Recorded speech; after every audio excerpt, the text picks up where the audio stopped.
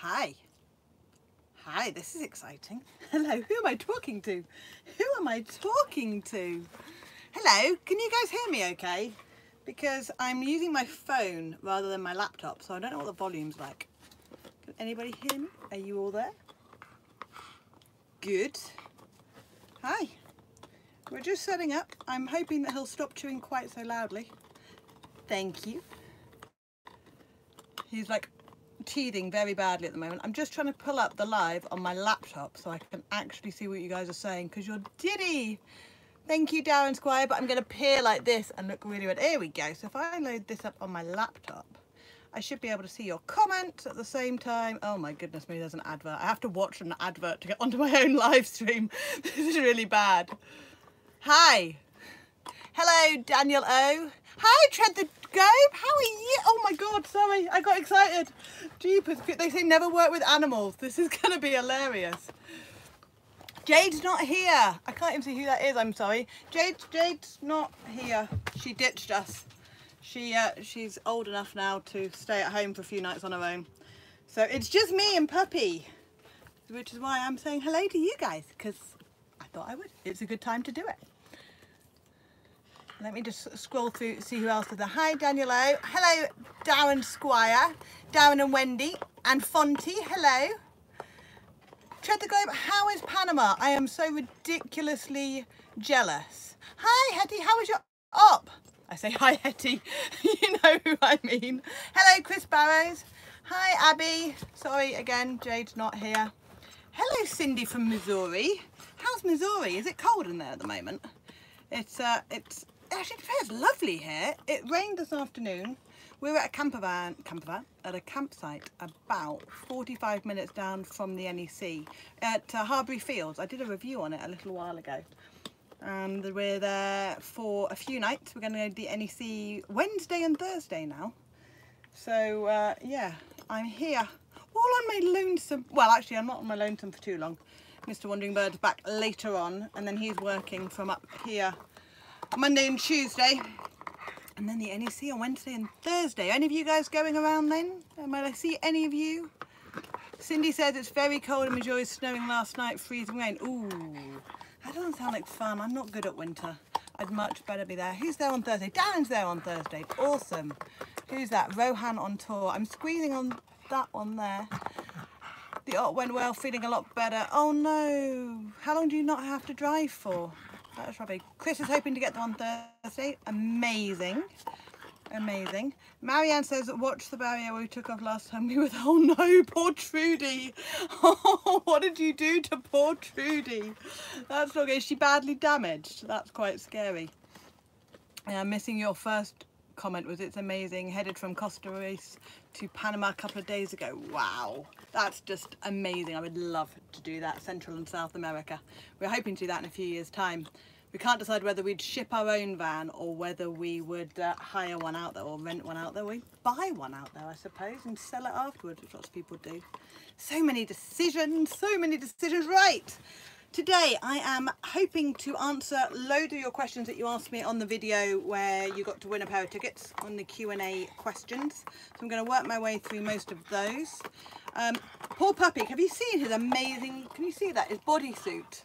Yeah, because on Valentine's Day, bless you, sweetheart, we decided to chop his bits off. Nothing says Happy Valentine's Day like that, does it, gorgeous? And everyone said to me that he would be really, really chilled out and very calm and a bit groggy. No, he came leaping out of the vets like a crazed animal and hasn't really stopped since. So we're trying to keep him as cool, calm and collected as possible. But these bodysuits are amazing. They're like a very expensive baby grade. They're like 25 quid each. Crackers. But he doesn't have to wear the cone of shame. So he's still teething and he's still a menace, aren't you? So if his chewing is too loud, you tell me and I'll kick him off to the other side of the van. So let me catch up on the comments. Who did I get to?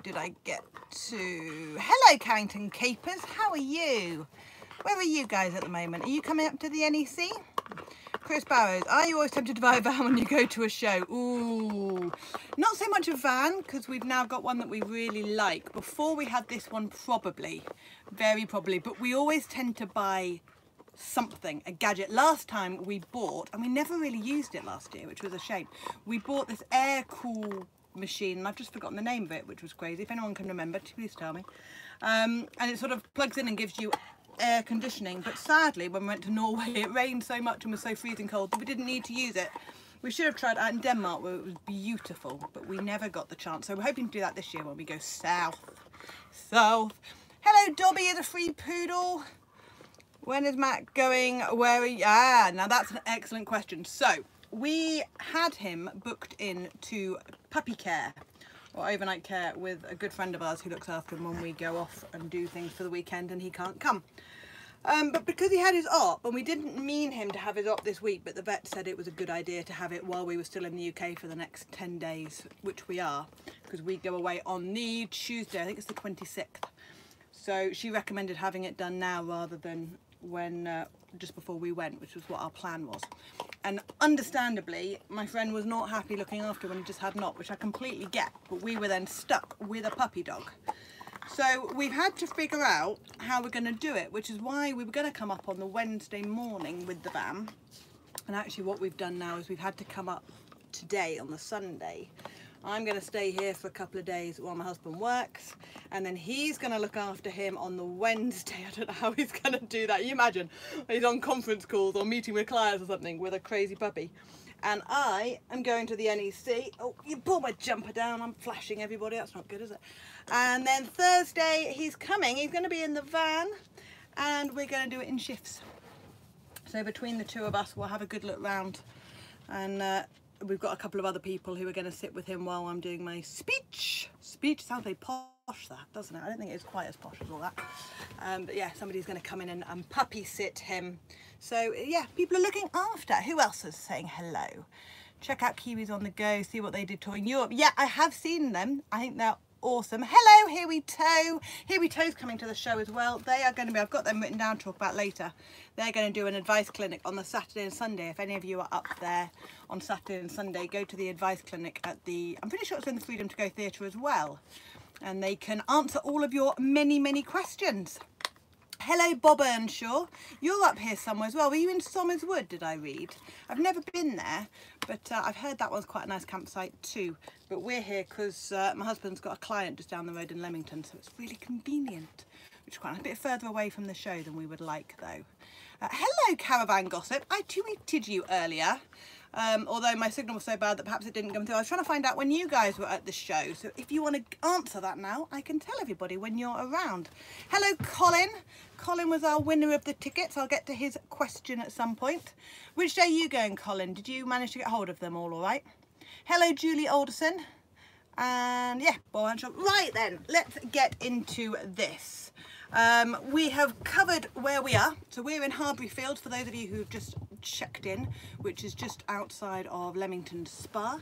Hoping to go to Warwick actually while we're here. I've not been to Warwick for ages, so that might be quite fun. So we're going to be here till Thursday morning, and then we're driving up to the show. So if you see the motorhome at the show, say hi or stick a sticker on it. No, don't stick a sticker on it. My husband would go mad. I've been wanting to stick a sticker on it for ages, and he's like, no. Although we've now got a box attached. We had a new metal box with a lock, because we had, I don't know if you remember, where they have got the big map. We had like a bike route that we didn't use because we don't have push bikes with us, and we had all these bags that had the kayak in it and paddleboard and other random outdoor bits, our folding up chairs and stuff. And now we've got a box, lockable box. We were always a bit worried about the safety of that stuff, so now I can stick the stickers on the box, which is quite fun. I can see this flashing. It's really quite distracting. I'm trying to not do too many things at once. Dory, are we going to Camp Quirky? We're not going to Camp Quirky. We're not here, I don't think, for the for that time period, which is a shame.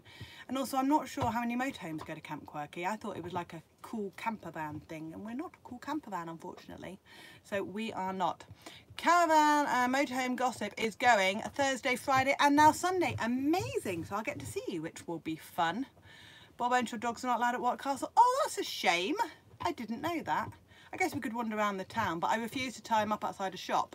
I don't know how people can do that. I would worry about him being nicked. So I'll just wander around and we'll find a pub or somewhere that we can sit in.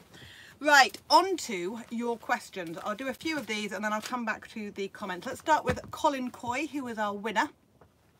And he asked, what was our highest and lowest point And the one piece of advice that we would give to any potential adventurers, I should probably have checked these out in advance and thought of some answers, to be fair. So our highest point of our motorhoming trip so far, ooh, probably the moment when we were up in Switzerland, when we decided that it was just amazing.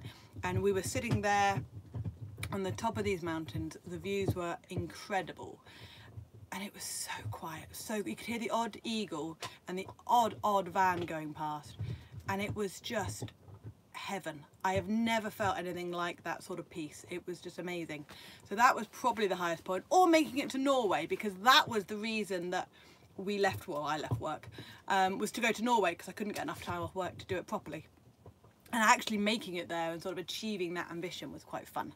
The lowest point, ooh, the gas, we felt like absolute idiots. For any of you who don't know, we turned up in Europe in April. It was Easter weekend last year, with absolutely no gas whatsoever. We had about 3 days over the Easter bank holiday weekend where we were just like freezing to death and had very little gas to sort of make a brew and things. We spent an awful lot of time in restaurants and cafes and motorway service stations until everything opened again on the Tuesday and we could get the right fittings to fit a French gas bottle to our UK system. Yeah, no, that was stupid. But I think the worst bit was when we scraped the fresh water tap off the underside of our tank.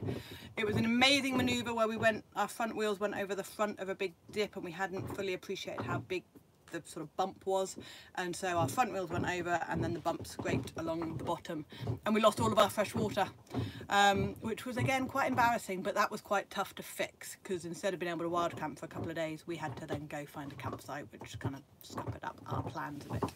So that was possibly our lowest point. Our one piece of advice for any potential adventurers: do it. Do it, even if you can only do it for a weekend or a week, or go somewhere that gets you excited. I've met so many people who go to campsites, and I've got absolutely nothing against campsites, we use them all the time when we take our motorbikes out, but they're like, oh, I wish we could do what you do. Do it. Just go. It's terrifying the first night and you'll wild camp somewhere and you won't sleep a wink, but then you've got this whole world of possibilities, like camping up a mountain in Switzerland, that you've never had before. So yes, that's my piece of advice for anyone who is thinking about doing it. Okay, let me check out your comments because that was a massive answer.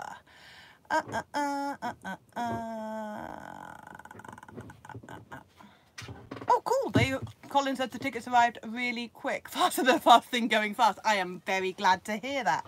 Caroline at the NEC is awesome. I'm very impressed with her efficiency. Everyone's welcome at Camp Quirky. You can stay in a tent. Shame you're not there. I didn't know that. I didn't know you had tents at Camp Quirky. See, I've never been. So this is probably my misconception or misperception. I've never been. But that sounds fun. I'm staying in a tent. I've not stayed in a tent for years. We should do that. Yes, doing wild camping. Well, yes, it does. Are you guys wild camping in Panama? Are you allowed to wild camp in Panama? Yeah, tell us all about your Panamanian adventures. Is there a word for being in Panama? Right, these are in no particular order. They're literally just the order I got them off the channel for, and there's a couple of random Facebook ones in there as well. So Stuart White said the running cost of the motorhome. Probably too much.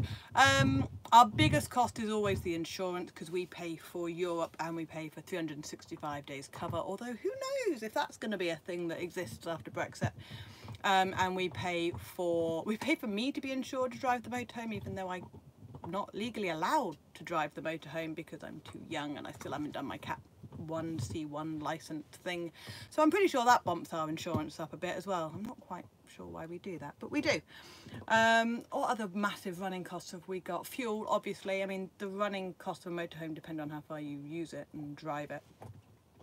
But we keep that down. We offset an awful lot of that. Like Norway, we did I don't know how many thousands of miles, but we stayed in a campsite one night, and that was A, because the view was spectacular, and B, because we wanted to use the laundrette, and it was cheaper to stay in the campsite and then use the laundrette than it was to go somewhere else to the nearest town and use the laundrette, which cost even more money, which was really weird. It's the only place I've discovered that.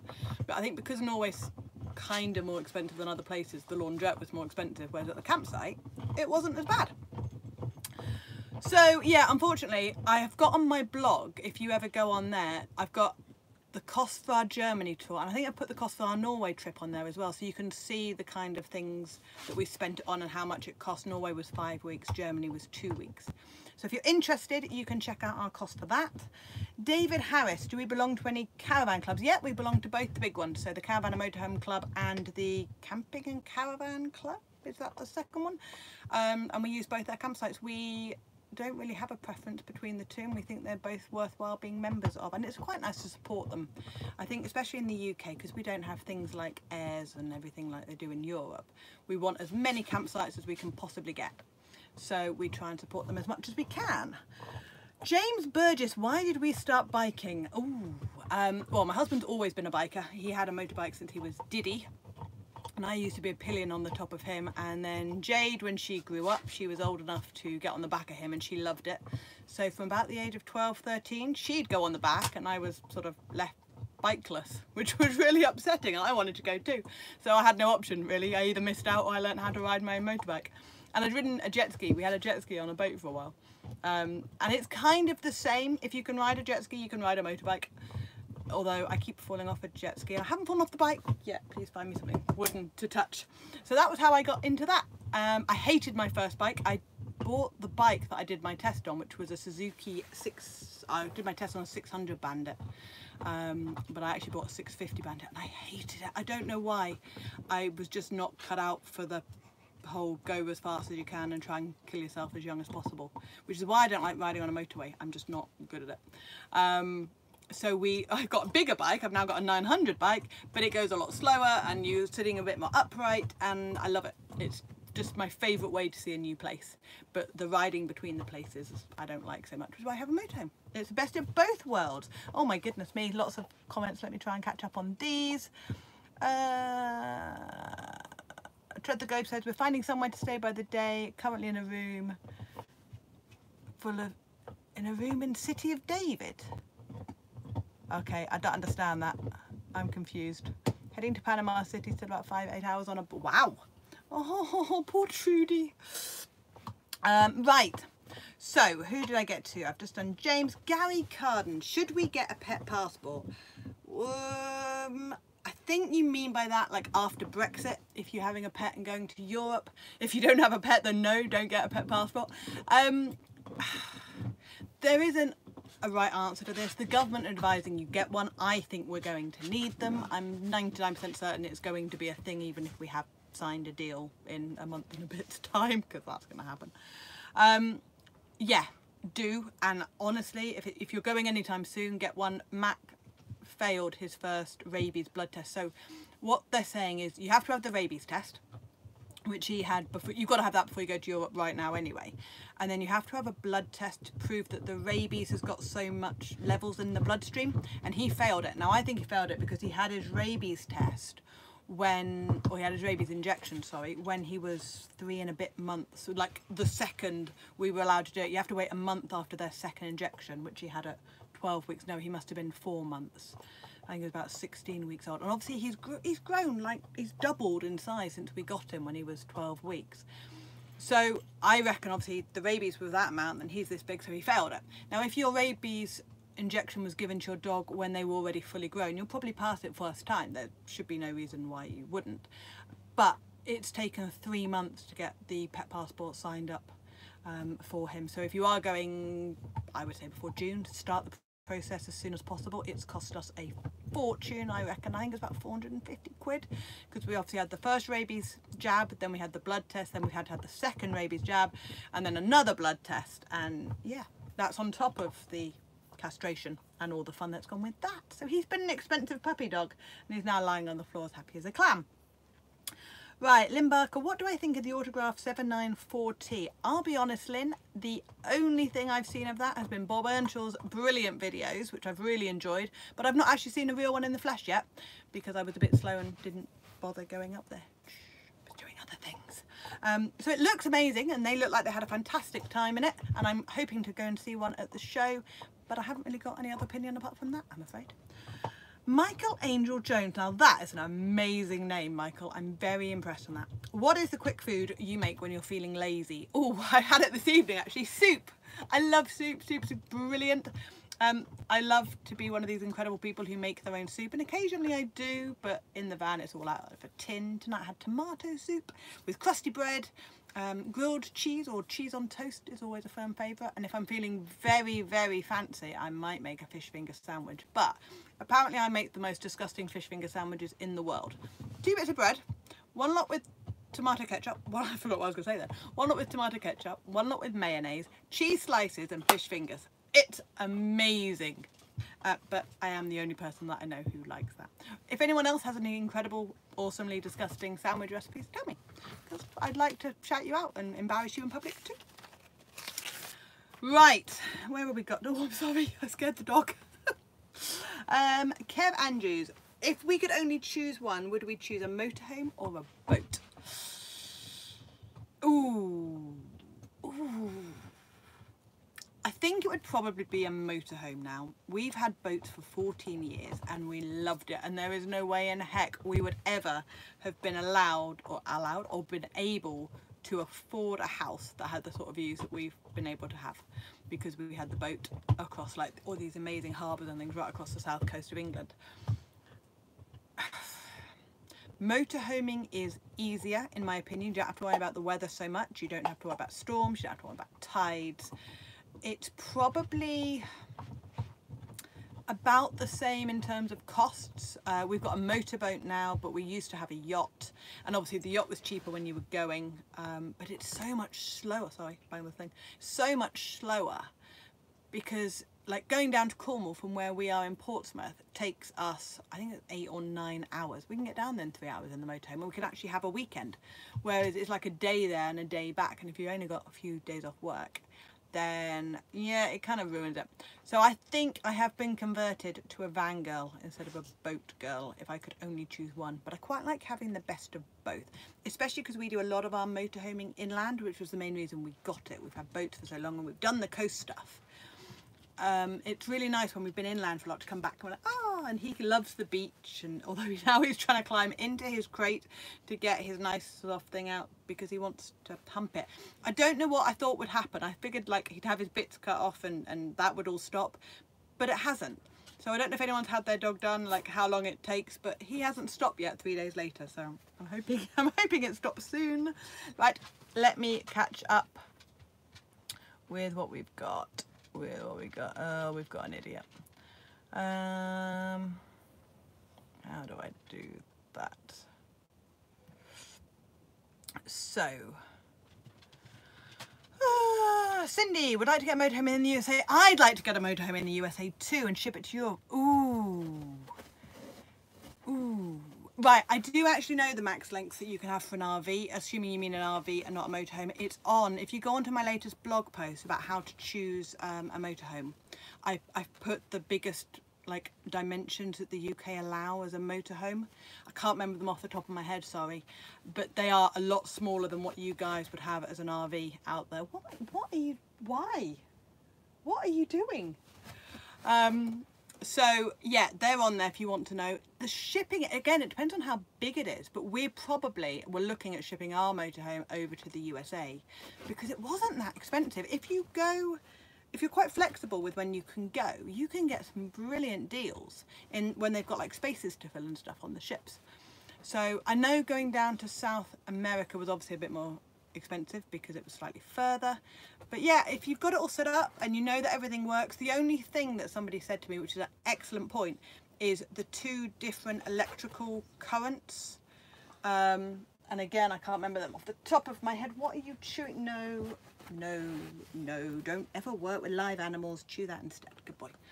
Yeah, the 2 different currents, and we need to do some research in this because obviously we're not at that point yet, but I seem to remember there was a difference. So if you go to a UK campsite and plug in their 240 lead, I think, did you use 230 in the US? It's not quite the same, and there was a concern that things might blow up, which is something to look into. I can see lots of things going. You still need a pet passport whether or not it's yes, that's very true, Bob. Yeah, of course you do. So you need a pet passport right now. It's just the additional rabies test, the blood test, which is causing the problems. Mag the knife, cheesy, hammy, eggy, best food when you're feeling it. Very true, absolutely. Anything with a lot of calories in it. Mark Higginson, here we go. We're getting some amazing sandwiches here. Bread, bun, potato, oh I love potato waffles. Fish fingers, onion rings, mushy peas, ketchup. Yes, that's that. Although I don't like mushy peas. But apart from that, it sounds brilliant. Yeah, Bob's saying exactly the same as what I was saying to Cindy, that yeah, hire a motorhome in Europe. Ken, hi Ken, he was just watching my channel that came, you were live. Hi, nice to see you. Which one were you watching? What video were you watching? If for those who've just joined, the puppy is going a bit stir crazy because he's not allowed walks at the moment because he's just had an op 3 days ago. So he's only allowed sort of 5 to 10 minutes on a lead. And that's not enough for a Cocker Spaniel, if anybody's got one or knows anything about them. So he's just like into everything and not really sleeping like he should be at 8:30 at night. So, who have I missed? Caravan with the Coxes. Hi guys, are you going to the NEC? I've got more people to hide. Bear with me. Bear with me. Bear with me. Bear with me. There we go. Oh, you're going to the NEC on Tuesday? That's a shame. I'm going to miss you, Oliver. You've got a live stream tomorrow at 7:30. There we go. Good to know. I will try and get... I should be able to get on that. That would be cool. That would be cool. I've just timed myself out. How have I managed to do that? Oh no, somebody else called Wandering. Oh, there's so many idiots in the world. Right, let me carry on with these questions. So, Stuart Rich asked lots of questions. I'm very impressed, Stuart. Let me work my way through these. What's the opening song on my videos? I'm guessing you mean the most recent one. That is, it's a Happy Republic one. I think it's called Around the World or something like that. And we got that from Epidemic Sound, which is a free to use, well it's not free because you've got to pay a monthly fee, but it's a royalty free one that you can use. Why did we start YouTube? It's a good question. I started a blog to keep my family and friends up to date with where we're going with our travels, that they never actually paid any attention to it whatsoever, but I thought they might be interested. Why did I start YouTube? I think because we had so much footage that we just sort of started putting them out there, and then a few people were interested in what we were doing, so it kind of grew. It was just a bit of fun at first, and it was more like a way of making memories of the places we've been, because I love videos and photos to be fair, but videos of places you've been, you look back and like, oh yeah, I remember that. So that kind of started as that, and it's grown and it's grown and it's grown, which I'm very grateful for. Thank you for all of you. God almighty, have I been rambling for 27 minutes already? I will wrap this up quite soon, I promise. How long does it take you to edit your videos? Too long, which is why there have been huge patches where I haven't released anything, because quite frankly I am so bad at it. I use Final Cut Pro and it's really easy to use and I'm fairly good at doing it. He's bought me his water bowl. Are you thirsty? Sorry, excuse me 2 seconds. You just bought me your water bowl. Human, drink me. Is that better? Yeah. What was I saying? How long it takes me? It depends how long it is, obviously, and how I've filmed it. My more recent videos, I've kind of got used to just sort of filming it as a flow, whereas when we travel, I kind of just film stuff and put it together, and they're the ones that take me forever, which is why I've got so many to catch up on, which is what I'm trying to do over the winter before we start traveling again, but we're going away in a week and a bit. So we're going away to the Menton Lemon Festival, which is a place in Menton which is right down in the southeast of France. Google it, it looks amazing. And every year around at the end of February, they like create these enormous structures. The puppy's just bought me his food bowl. He's just figured out that if he brings me stuff, I refill it. They create these amazing structures out of lemons and I guess other citrus fruit, which just looks cool. So yeah, that's where we're going in a week and a bit's time, and then we're hoping to go down to Monaco and we'll see where we end up after that. We've got a week and a bit. Right, I've deleted somebody, so I've got an awful lot of random stuff. Ken was watching the Norway trip. Thank you very much. I'm glad you enjoyed it. The Rockies, hi. Have you done any blogs about your boat? The problem with doing a vlog about my boat, and I know lots of people are interested and I really appreciate that, but it's kind of the same as doing a vlog around your house. And I have to clean it up. Because we live on it, it's not like the motorhome where it's fairly tidy all the time. There's stuff everywhere. So I will do one. I'm probably going to wait till summer when things are a bit calmer and it's nicer and it's sunnier and all this, like the canopy's off and things. But I know I should probably do one, but yeah, no, I haven't done one yet. Cindy, yeah, it is about $5,000 each way. That's about right. And that's the problem, because it is cheaper to bring your own van over from either the US or the Europe, whichever way around you're doing it, if you're going to go several months at a time. And I believe Americans have got this really cool thing with France, where you can stay for like 3 months in France and then do 3 months in Europe, so you're not restricted to the 90 days in the same way. There's something like that I read, which is quite fun. Justin, hi Justin, watching from Australia. Amazing. So you're going to buy a motorhome in the UK, max of 7 meters long by 3 meters high, and maybe a motor scooter. I think that would be awesome. Would you get a motorhome that's got like a garage where you can put it in the back, or would you get a trailer to trail it around? It depends how big a motor scooter you were on about. But yeah, I think that would be fun. Do it. Definitely do it. Right, let me answer some more questions. Mark Ryder, what was your job in the Navy? I applied to be a pilot because I was told when I was in the Sea Cadets when I was about 14 by a stuck-up idiot that I couldn't join the Navy as a pilot, so I applied to be a pilot. Yeah, no, I couldn't join the Navy as a pilot. I didn't pass the aptitude test, but I did pass them for navigator and for air traffic controller. So I joined as a helicopter navigator, and I did my year at Dartmouth. I passed out as an officer. I did a year in Cordros, right down in Cornwall. Loved it, loved the entire thing.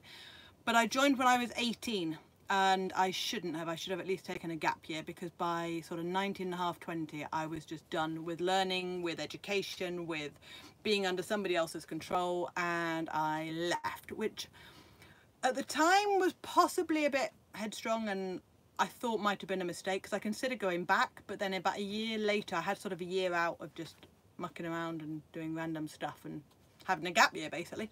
And at the end of that I found air traffic in NATS, which is what I did after that, and I could earn a lot more money as an air traffic controller for NATS than I could as an air traffic controller for the Navy, or even as a navigator. So I left and I became an air traffic controller, which I'm now no longer that either. So yeah, that's what I did in the Navy. Dawn Green, what's your must-have item on a motorhome? Ooh, husband, probably. Somebody to empty the toilet for me.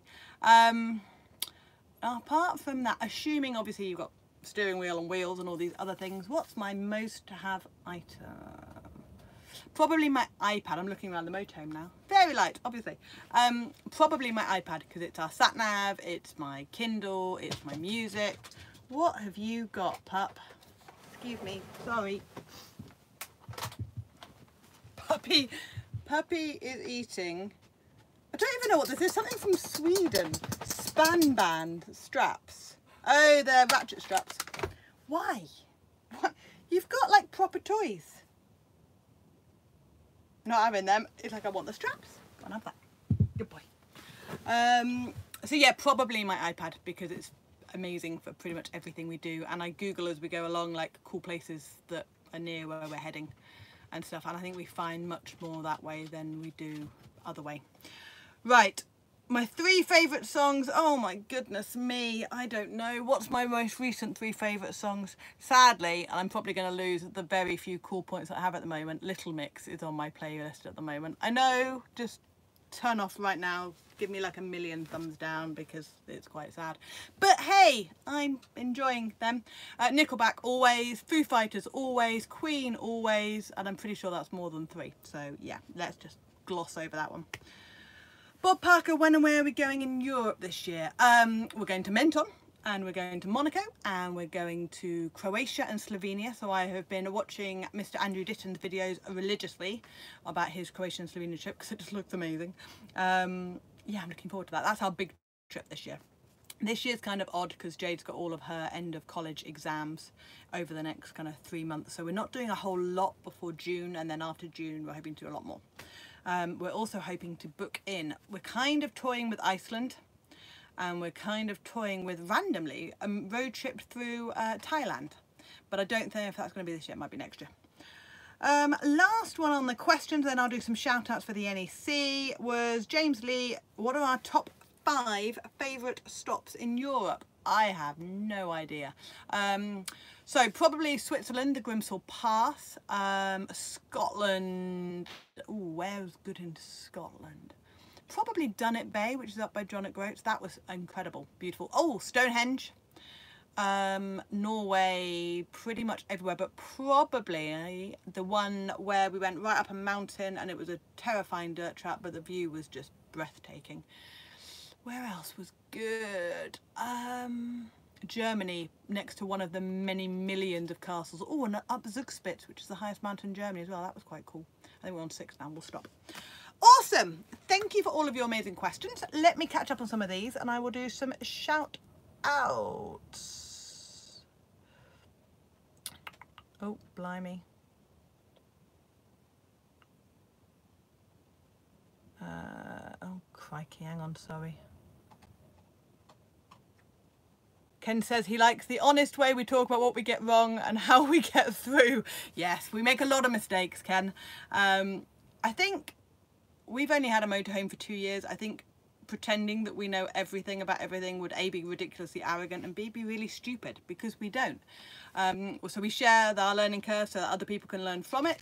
And what we do learn, we like to share with people, because there's a lot of people coming into this, which is amazing. And I think it's a sport, it's a thing that's growing, caravanning and motorhoming.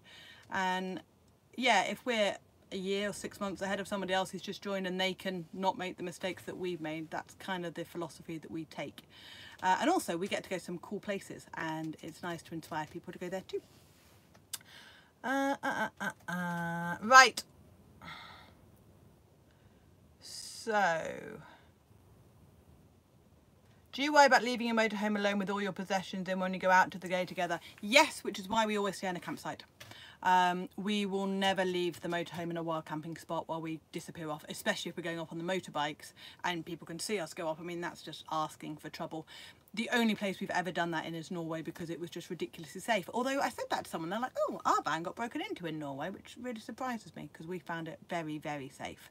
But no, normally everywhere else we've been, everywhere, we will stay in a campsite for a couple of nights if we know we're going to go off on the motorhomes, because it's just asking for trouble that we don't want. Ken, never driven a motorhome before, and now I've got one. You love Nickelback, Foo Fighters and Queen and Little Mix. Shh, shh. It's like a guilty pleasure. I shouldn't, but I do. Are we taking the motorhome into Monaco? Ooh, we're going to take our motorbikes, although we are aware that it's the end of February. We're hoping the weather's going to be quite nice, but yeah.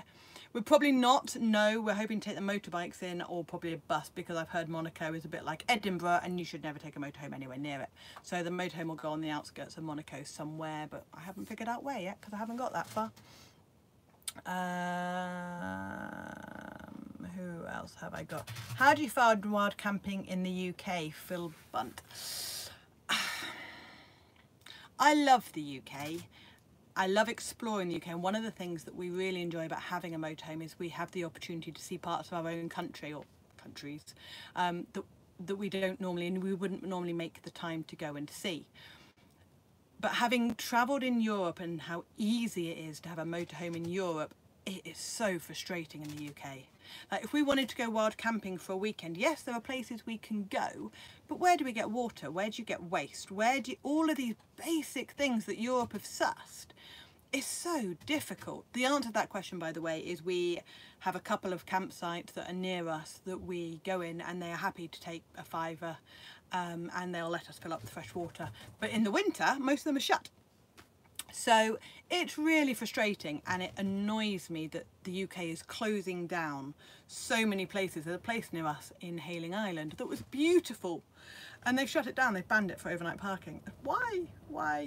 But on the flip side of that, I know there are so many places that are really struggling because idiots like me go to people, go like, go here, it's beautiful. And then the local tourism and the local ecosystems and things struggle because of all the motorhomes and caravans that turn up, and then tourists and the locals have to fight around all the motorhomes.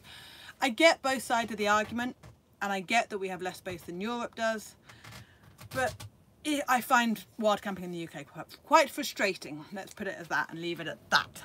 So yeah, Bob Earnshaw, we managed to drive to Edinburgh, never again. Yeah, we did the same thing. We had our motorhome and a trailer, and it was the biggest mistake ever because we'd been wild camping, and so for I think about a few days before we ended up in Edinburgh, we did sort of the loop. We hadn't even really thought about it, and we just sort of turned up, and we even stopped a policeman like, where can we stay with the motorhome? And he was like, you can't leave. Cause chaos, but never mind. Right, if you never leave, how do you go to tourist attractions or go for a walk? So we go for a walk, not a problem. Tourist attractions, we won't leave the motorhome because we've got too much stuff in it. So we'll go on a campsite nearby, or tourist attractions you can generally park in their car parks. But I think what the original post, and I can't remember who that was I wouldn't leave it in like a lay-by in the middle of nowhere for hours on end. I think that's a problem. Right, don't take a car to Edinburgh. That's very true. I think next time though we've found some campsites and we'll just get a train or a bus in or something much easier. Is there a new tax? I didn't know there was a tax in Edinburgh. Oliver, you can... Right. On that note, let me do some shout outs and then we will go because the puppy is destroying something in the front there. They seem quite calmly, but hey. So, NEC people, who's going to be at the NEC? We've got Bob, and I'm guessing Jenny's going to be there. Bob and Jenny Earnshaw. They're going to be there Tuesday, Wednesday, Saturday and Sunday. Lee Davey from Tin Tent is doing the drop-in advice clinic at the Freedom to Go Theatre on Tuesday and Wednesday. Home from Home with Lynn and Rich are going to be there on Thursday. Be nice to see them. Ryan and Mel Philpott from the Overnighters are doing the advice clinic on the Thursday, and I think they were doing another day, but I can't remember what. So I apologise for that. I'm going to be there on the Thursday. Come and see me at 11:45 in the Freedom to Go Theatre, and I'll ramble at you for another half an hour. And if you've got lots of questions, bring them then. I've also got stickers. Anybody wants one, stop me. I'll have loads of them. I'm probably going to be there on the Wednesday as well, but I don't know what time yet. I'm meeting a couple of people and they're yet to confirm when they're going to be free. So if you see me on the Wednesday, say hi. I don't have anyone who's going to be there on the Friday, so I guess somebody's going to be there on the Friday, but I don't. Nobody's actually said. Here we go. Karina and Jules are going to be at the advice clinic on Saturday and Sunday. Go say hi to them. Sean and Lizzie from Bus and Beyond are going to be at the VW stand. I think it was 1 o'clock on Sunday, but don't quote me on that. Check out their channel the 3rd. And Caravan Gossip is going to be there. He was here, and he hasn't told me when it was, unless I've missed it. So yeah, he's going to be there at some point too. I can see someone else saying Poshcat Camping is going to be at the NEC on Friday. Oh good, Trev, I'm not going to see you unfortunately, but I'm glad someone's going to be there on Friday. Vegan Plays at the NEC on Thursday, good to know. Oh hi. Caravan Gossip, yeah, I think I missed when you're going to be there, sorry. Thursday, Friday and Sunday. Awesome. Right gang, I've witted on at you for 45 minutes. Puppy, do you want to see what Puppy's been destroying? I don't even know where he's got this from. I'm guessing from the front cab. But yeah, no, don't sit on that, sweetheart. That's my laptop. No, there we go. Good boy. Yeah. All right. Good. Right. I'll leave it there. Lovely to talk to you all. Bye-bye. And I'll speak to you later. See you soon. I don't know how to turn it off, actually.